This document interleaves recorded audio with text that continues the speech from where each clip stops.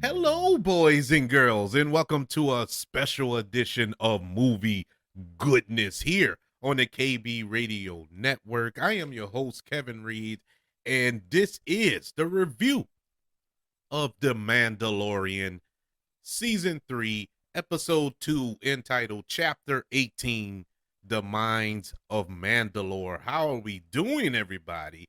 Man, I love Mandalorian. The Mandalorian is about as pure of Star Wars you can get. I mean, going back like the original trilogy. That's what I feel. That's the excitement I feel when I watch The Mandalorian. And it amazes me every week, every episode of this show stays consistent. This is really good stuff. When we left off last week, we followed Din Djarin, or the Mandalorian. He went to visit Bo Katan, and Bo Katan was like, "Look, you can." She told him where the waters, the living waters, would be. He's gonna be disappointed, whatever. Just go home and mind your business, which is kind of ironic because he doesn't have a home. And so that was more of a shot at Din Djarin, if anything. But uh, he went on about his way. And so we pick up this episode when Din Djarin travels back to Tatooine. And at this moment, I was like, man, how many times we gonna go back to Tatooine? In the Mandalorian, I feel we didn't see Tatooine so many times on this show. It was like, oh, it's just like this whole galaxy. This is the only planet that he travels to, but it was for good reason. He went to go see the mechanic Paley, who helps him out, who gave him his ship, fixed the ship up for him and everything. And he was looking for parts for the droid that he had got from last week, IG-11, I think. And so he can use the droid when he goes to Mandalore, so he can test the air and all this other stuff. Well, uh, Paley told him, like, look, I don't have those parts, but you can have my R5. Well, not have. She sold them to him for cheap. You can buy R5. He does it all. Pretty much sold him a dream, and he took R5 with him. So now we're traveling as R5, Din Djarin, and Gokru, and they arrive at Mandalore. And I must say, this episode was directed by Rachel Morrison, and this is her first foray in directing, I believe. She's a cinematographer. She was a cinematographer on Black Panther. She worked with Ryan Coogler a lot. She also was nominated for Academy Award. She was the first woman ever nominated for Best Cinematography for Mudbound, a movie that was on Netflix. I really did. It looked great. I love her eye. She has a great eye, and this was, I guess you could say, her directorial debut.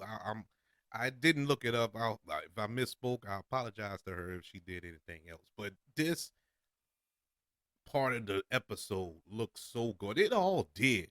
But when they got to Mandalore, the special effects, I know it wasn't practical. So I'm saying it looked gorgeous, like she shot this in a way, but it just looked beautiful. I haven't seen landscapes look this good in Star Wars, in film or in television. This visual effects looked seamless. I mean, it was shot beautifully. Uh, but I digress. I wanted to get that in why it crossed my mind. But when they arrived at Mandalore, uh, he sends R5 out to test the air, test the atmosphere, see if it's breathable and whatnot. And we lose contact with R5. And he has to go out and retrieve him.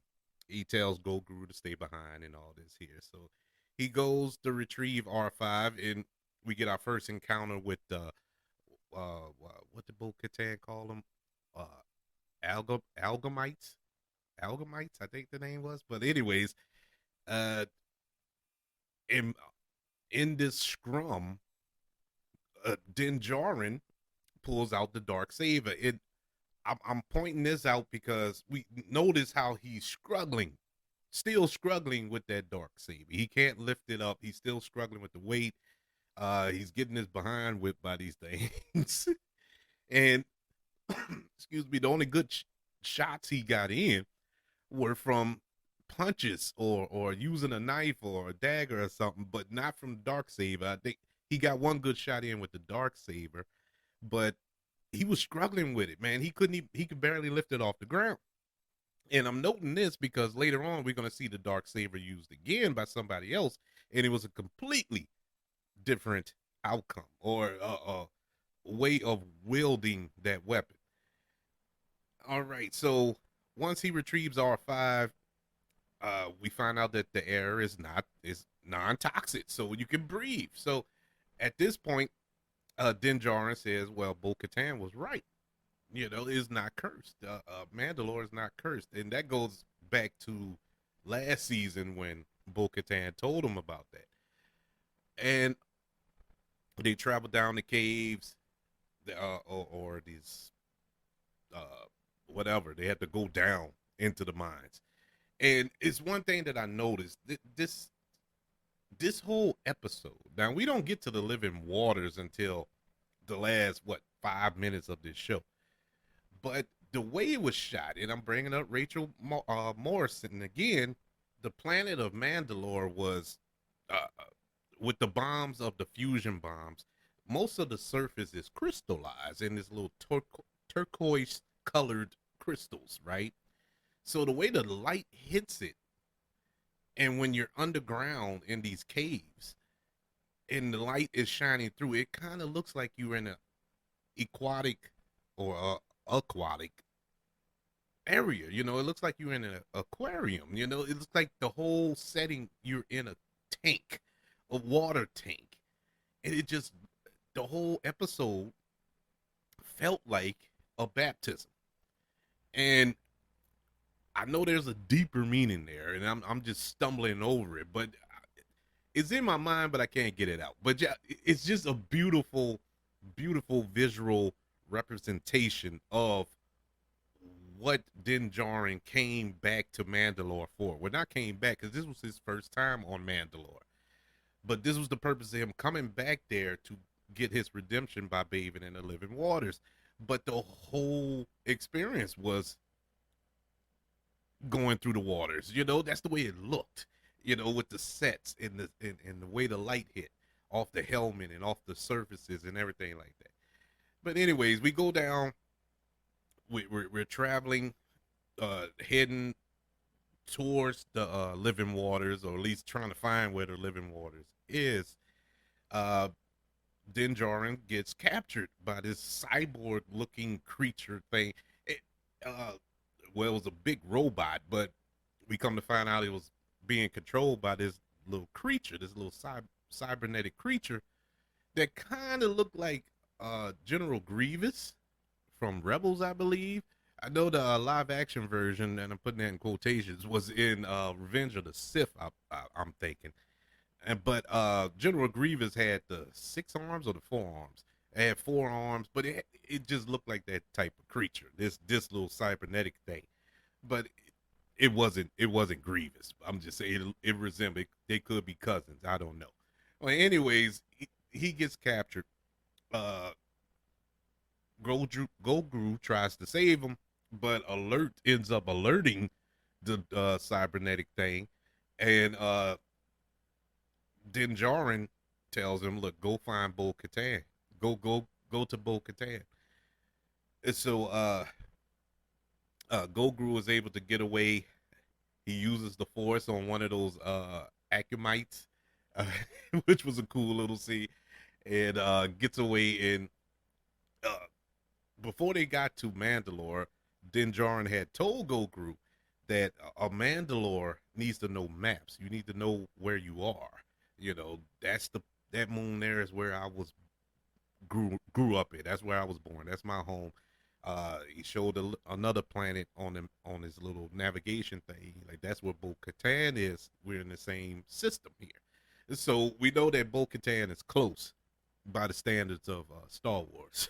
Even though they're on different planets, it seems like that's around the corner. But anyways, he's able to point at the map at R5 is able to navigate, and they're heading off to where Bo-Katan is for help. Now, when Din Djarin's ship shows up where Bo-Katan is, she was mad. She was hot. She was like, you know what? I'm because she's sitting alone once again, soaking in her sorrows. And she's like, you know, I'm gonna get rid of him once and for all. I'm tired of this. So when she goes out there and Gogru is there, she knows immediately that uh, Din Djarin's in trouble. So she hops on it. Just 5 seconds ago, she was ready to kill him. But then she realized she needed to help him just that quick. And I thought that was great for Bo-Katan's character. And that's her character. If you watched Clone Wars and Rebels, Bo-Katan is a fire little character, bro. I'm glad they brought her rather to live action. And Katie Sackhoff is doing God's work. She is excellent in this role. So she returns back to Mandalore to save Din Djarin. All the while she's having a conversation with Gokru, saying, you know, I've worked along Jedi before. You know, we're not that bad. You know, Mandalorians ain't that bad. It paraphrasing. But if you watch Clone Wars and Rebels, you know that she worked alongside of Obi-Wan. She also worked alongside of Ahsoka. And with Obi-Wan, if I'm not mistaken, see, I'm not super enriched in Star Wars lore, where I know every bit of history. But if I'm not mistaken, the woman that Obi-Wan was in love with was her sister, was Bo-Katan's sister, if I'm not mistaken, that Darth Maul killed in front of him. I could be wrong, but I got to go back and look at it. I hope I'm not giving false information, but I know they're connected in some shape, form, or fashion. I just don't remember exactly. I think it's her sister, or it was her sister. Anywho's, um, uh, Bo-Katan, she gets to where Din Djarin is. Uh, she starts fighting with the little cyborg thing, and she gets her hands on the dark saber. Now, once again, I'm pointing it out. When she held the dark saber, she was connected to the dark saber because she had no problem wielding the dark saber. She was working that dark saber. It was amazing how she looked like a Jedi, man. The way she worked it. And I think they did that purposely to see how the weight of that saber is holding Din Djarin down. But it was truly meant for Bo-Katan. And she wielded with I mean efficiency. She was like a surgeon with a scalpel with that thing. She worked that little creature thing.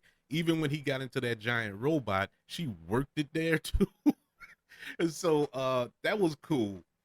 And uh, they're recovering. Well, Din Djarin is recovering after she fixed him some soup and whatnot and blah blah blah. She continues on her stance on this lore. You know, Bo-Katan he's committed to getting to the living waters, and Bo-Katan is letting Din Djarin know that look, this you wasting your time with all this foolishness. The way I look at it in the terms of religion. Uh, Din Djarin is just deeply religious when it comes to the Mandalorian religion. Bo-Katan is I'm not going to say an atheist. She's more of agnostic. Well, a skeptic. I can't get the word out. She's a skeptic, and so she doesn't really rock with all that. So we get to the living water. She's like, okay, fine, I'll show you. I'll show you where it is. I know exactly where it is. I'm gonna show you. And so she shows them. They get there immediately. Din Djarin starts to take off his layers. He starts reciting the Cree as he's walking into the waters, and whoop, he disappears. He goes down in like one little step, and he goes into this trench, and Bo-Katan immediately goes in after him. Yeah, I thought that was beautiful the way that was done. She didn't hesitate. She nothing. She immediately jumped in after him. So we going down this deep trench, and this once again, Rachel Morrison. This looks great. Her going down. She got the light on. She turns off the light so she can see Din Djarin's light. And she goes down this trench and she sees the light. He's laying at the bottom. She picks him up. She turns her light back on to ascend back up. And as she is ascending back up, she sees the mythosaur. And this scares her half to death. And it almost scared me half to death when I saw it. When I watched it on screen. I'm like, what is that? And you see this tusk. Do you see the eye? I'm like, what no, where are we? What is this? But it's the mythosaur that she just read on that plaque. She was talking about it and she was scoffing at it, And they get back to the surface, and she kind of has that that hesitant moment. She's staring at the waters, and we cut to black. We go off to next week. But this confirms the the belief of the Mandalorian people, or at least most of the Mandalorian people, that the the tales were true. All this was true. The stuff that she scoffed at, that she don't believe, that she didn't believe, that it was all fantasy. It was bed children's bedtime stories and all this here. Same stuff you hear if you're, you know, in religion today. Uh yeah, that she believes now. Of course, it took her to see it to believe it. Whereas Din Djarin, he stood on faith. But it's also a bigger question, because did Din Djarin see it? We don't know if Din Djarin had seen it, because maybe he was passed out or whatever, because he was just laying at the bottom of the little trench there. So we don't know. But she saw it, and now do she have a different stance now, a different approach to uniting the people, or getting back in the good graces of the rest of the Mandalorian people?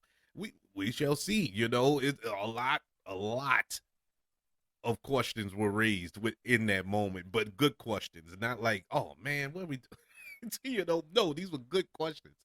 And so yeah, this was an excellent episode. I must say, it started off a little slow with the traveling back to Tatooine, and the interaction with uh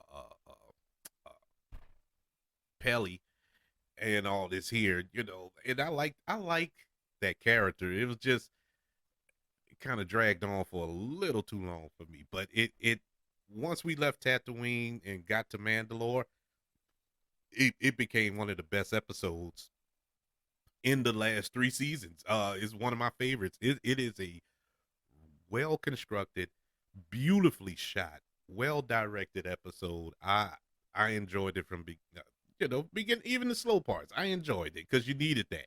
You needed that to get to where you was. That was a little bridge, 5 minutes at the opening of this episode. So it is what it is. The Mandalore, season 3, episode 2, chapter 18. The Mines of Mandalore gets a letter grade of an A-. Awesome episode. Uh Awesome job by Rachel Morrison. Jon Favreau once again wrote this episode. He wrote all the episodes. Uh Jon Favreau, man. he knows his Star Wars. This is awesome. I am enjoying this immensely. So, uh more importantly, how are you feeling about it? Are you enjoying this season? I saw last week, I was reading some comments and reviews about last episode, the season premiere, that not too many people cared for it. I think I don't know. I never got a clear answer why. But I think a lot of people are kind of, I don't know. I really don't know how to quantify it, but I enjoyed last week. If you go back and listen to my review, and I enjoyed this week even more. Um, it's the Mandalorian. Uh, Nothing has changed. I feel this is a very consistent show. Uh, I have yet to watch a bad episode of the Mandalorian, and I hope I didn't jinx it. But I think this is premium Star Wars viewing here. Really enjoyed it. Actually, all the Star Wars TV shows, with the exception of Book of Boba Fett, until the last 3 episodes when it turned into Mandalorian. But the rest of them, Andor was good. Uh, uh Obi-Wan was good. So look, I I don't know. I don't know what people are looking for. It just kind of hurt me. It hurts me when I enjoy something so much. I love what I'm watching, and for people to have a complete opposite, I can deal with. Well, it was all right, but it was some points there, and you can actually explain why you didn't like it, or you don't have the same feelings as I do. Now that don't mean you're wrong if you hate it. That goes for anything, whether it's this show or another show or a movie. Film and television is subjective. It's for it's not for everybody. Everything is not for everybody. And that's in life, period, really. You don't have to do nothing with movies and TV. It's not for everybody. But the ones that give me pause are like the Star Wars fans. Real fickle. Fickle people, man. Real fickle. Um who didn't enjoy it as much as I did. But hey, I'm enjoying it. And I would like to know if you are or aren't enjoying it. You can email the show at kbradiopodcast@gmail.com. You can also look me up on Twitter at KB Radio Network. And on other social media platforms, just look up the KB Radio Network. If you're listening on Apple Podcasts, Spotify, iHeartRadio, YouTube, don't forget about the 5 stars, the reviews, sharing the show, and subscribing to the channel. I greatly appreciate it. Thank you for joining me this week for the review of The Mandalorian, Chapter 18, The Mines of Mandalore. Can't wait to speak to you next week when we review Chapter 19. Until then, I want you all to know that I love you. Continue to love one another. And until we speak again, you all be blessed.